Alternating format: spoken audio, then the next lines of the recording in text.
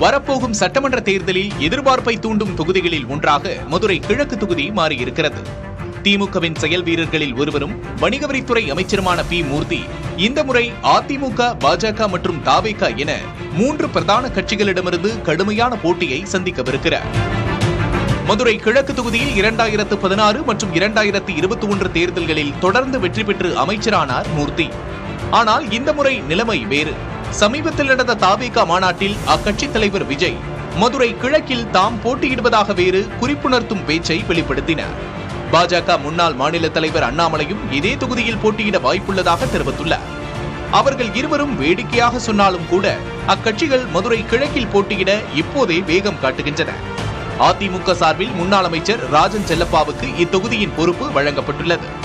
எதிர்க்கட்சிகளின் இந்த தீவிர தாக்குதல்களுக்கு பதிலடி கொடுக்கும் வகையில் திமுகவினர் மூர்த்தி தனது தேர்தல் உத்திகள் மூலம் மீண்டும் வெற்றிக்கிணியை பறிப்பார் என நம்பிக்கையுடன் கூறுகின்றனர். தீவிரமான மும்முனை போட்டிக்கு தயாராக இருக்கிறது மதுரை கிழக்கு தொகுதி.